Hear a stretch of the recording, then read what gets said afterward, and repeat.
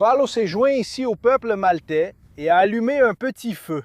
Il a ramassé quelques brindilles par terre et du milieu des flammes est sorti un serpent. Le serpent a mordu Paulo et tout le monde a pensé « Bon, c'est prouvé, c'est un assassin, il va mourir de toute façon. » Non seulement Paulo n'est pas mort, mais il s'est débarrassé du serpent et a commencé à être vu par le peuple comme un dieu, un homme immunisé. Aujourd'hui, on dirait un super-homme à l'épreuve des morsures de serpent. Cet épisode a également été rapporté ici dans les Actes des Apôtres. Le problème, c'est quand on commence à faire des lectures littérales du Nouveau Testament ou de l'Ancien Testament aussi. Il y a des pasteurs aux États-Unis, des cinglés qui font ce qu'ils appellent la manipulation de serpents.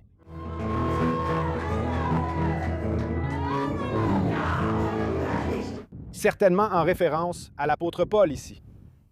Ils prennent des serpents dans leurs mains et finissent souvent par mourir.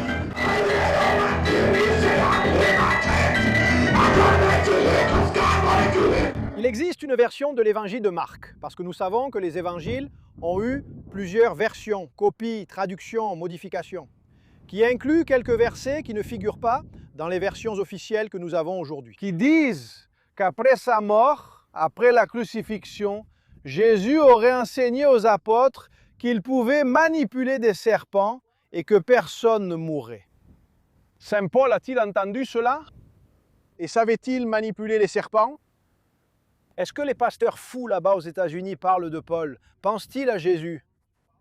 Alors je me demande après tout, est-ce littéral? On sait que les Actes des Apôtres est le livre avec le moins d'historicité. L'épisode de la morsure de serpent subi par Paul était-il aussi fantaisiste? Est-ce un but littéraire ou religieux de nous dire que cet homme, le messager de Jésus-Christ, était immunisé contre les maux qui venaient d'en bas des entrailles de la terre?